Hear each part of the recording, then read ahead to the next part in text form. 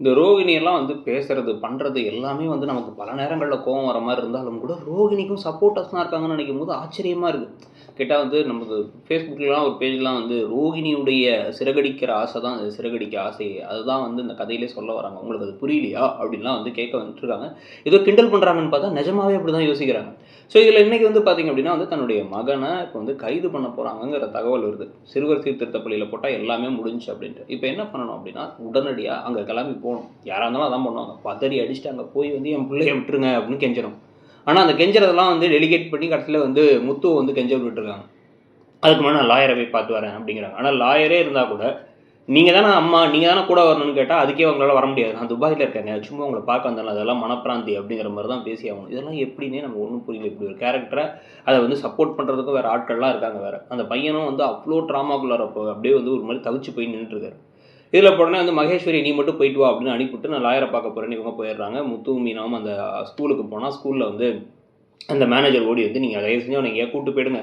இங்க இருந்தா கண்டிப்பா வந்து இப்போ உடனே கூட்டு போயிடுவாங்கன்னோனே, இல்ல மீனா உடனே போய் நியாயத்த சொல்லலாங்க அப்படிங்கிறாங்க. அதெல்லாம் வேணாம்.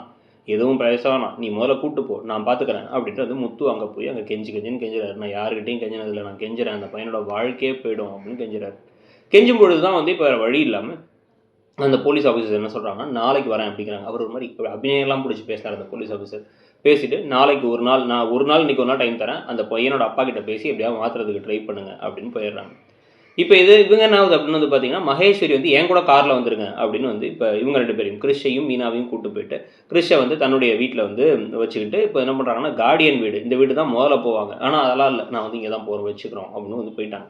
போன உடனே வந்து அந்த இடத்துல லாஜிக் பிரச்சனையா இருக்கும் பொழுது, மீனாவுக்கு கால் பண்ணி முத்து என்ன சொல்றாரு அப்படின்னா, உடனடியா கிளம்பி நீ வந்து கார் ஷெட்டுக்கு வா. நம்ம வந்து அந்த வீட்டுக்கு போலாம் அப்படிங்கிறாரு. உடனே இவங்க கிளம்பி கார் ஷெட்டுக்கு போயிடுறாங்க. போன உடனே என்ன பண்றாங்க, ரோகிணி கிளம்பி இங்க வந்துடுறாங்க. இங்க வந்ததுக்கப்புறமா அங்க வித்யா வேற இருந்துட்டு, வித்யா என்ன சொல்றாங்கன்னா வந்து, "இதுல பாரு உனக்கு உன் புள்ள மேல அக்கறையே கிடையாது. இந்நேரம் நீ இருந்தா நீ போயிருப்ப. இதுல ஏதாவது தேவையில்லாம போய் மகேஸ்வரிய சொல்லி அவள பிரச்சனைக்குள்ள இழுத்துட்டு இருக்காத. அது மட்டும் இல்லாம அவ போனா வந்து நீ கார்டியன்னா அம்மா எங்கன்னு கேட்டு இவ பொய் தான் சொல்லணும். அதுக்கு பதிலா வந்து முத்து மீனாவே இந்த பிரச்சனைய சரி பண்ணிடுவாங்கன்னா, அதெல்லாம் சரி பண்ண மாட்டாங்க. பாதியிலே விட்டு போயிடுவாங்க. என் பிள்ளைக்கு நான் தான் போராடணுங்கிறாங்க. ஏம்மா நீ போராடின மாரியே தெரியலையேம்மா. அவங்க தாம்மா போராடிட்டு இருக்காங்க ரொம்ப நாளாங்கிற மாரி தான் நமக்கு இருந்துச்சு. ஸோ இப்ப அடுத்து என்ன பண்ண போறாங்க அப்படின்னா வந்து முத்துவும் மீனாவும் நேரா கிளம்பி அந்த அஜயுடைய அப்பா வீட்டுக்கே போய் கதவ தட்டி அவர் கால்லயே விழுந்துட்டார் முத்து. கால்லயே விழுந்து கெஞ்சுறாரு வேணான்ட்டு. அதெல்லாம் ஒண்ணும் வேணாம்ப்பா. அவன் மோசமானவன். என் புள்ளைய வந்து அப்படி ஒரு நிலைமைக்கு ஆக்கிட்டான். அவன் வந்து பேனிக் அட்டாக்ல இருக்கான். அதனால தயவு செஞ்சு வந்து இதெல்லாம் எதுவும் பேசாதீங்க. கிளம்புங்க முதல்ல வெளிலன்ட்டாங்க. இவர் எப்படியாச்சும் அவங்க மனச மாத்தணும்னு ட்ரை பண்ண, அங்க வந்து வித்யா நான் உன் நல்லதுக்கு தான் சொல்றேன்னு சொல்லிட்டு கிளம்பிர்றாங்க.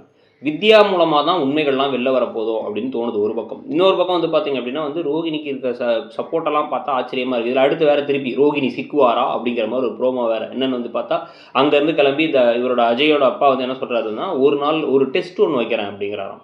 அந்த டெஸ்ட்ட வச்சு நான் வந்து இவன் சரியா இருக்கானா இல்லையான்னு பார்க்குறேன் அப்படின்னு முடிவு பண்ணிருக்காரு. ஸோ அந்த டெஸ்ட்டுக்கு முன்னாடி இப்போ வந்து நான் வீட்டுக்கு வந்து நாங்க கிறிஷ கூப்பிட்டுக்கிறோங்கிறதுக்காக இவங்க 2 பேரும் இங்க வராங்க. ரோஹிணி உள்ளார ரூம்குள்ள ஒளிஞ்சிருக்காங்க. ரோஹிணியுடைய ஹேண்ட் பேக் அங்க இருக்காம். போன தடவ செருப்ப பார்த்தாங்க. இந்த தடவ ஹேண்ட் பேக்க பார்க்குறாங்க. இன்னுமே ஆனா வந்து ஒரு சந்தேகம் வரல, ஒரு யோசனை வரல அப்படிங்கிற மாரி மக்காவே தான் நம்ம முத்துவையும், மீனாவையும் காமிக்கிறாங்க. அத பத்தி நீங்க என்ன நினைக்கிறீங்கங்கிறதையும் சொல்லுங்க.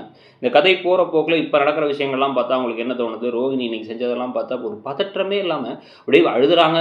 என் வாழ்க்கைய பத்தி எனக்கு தான் தெரியுங்கிறாங்க. ஆனா வந்து திருப்பி தனியா போய் லாயர்ட்ட போயிட்டு, "மகேஸ்வரி போயிட்டு என் பிள்ளைய கூட்டு வந்துரு" அப்படின்னு பேசுறதெல்லாம் பார்த்தா உங்களுக்கு என்ன தோணுதுங்கிறத சொல்லிட்டு, அப்படியே மறக்காம இடம்பொருள் சேனலையும் வந்து சப்ஸ்கிரைப் பண்ணிடுங்க. நம்மளுடைய இன்னொரு சேனலான இடம்பொருள் நவுல வந்து ஷார்ட்ஸ் வீடியோவும் இருக்கும். அது மட்டும் இல்லாம இப்படியே கொஞ்சம் கொஞ்சமா வந்து பிக் பாஸ் அப்டேட்ஸும் நம்ம சேனல்ஸ்ல வர ஆரம்பிக்கும். அத பத்தி உங்களுடைய கமெண்ட்ஸையும் சொல்லுங்க. Thank you.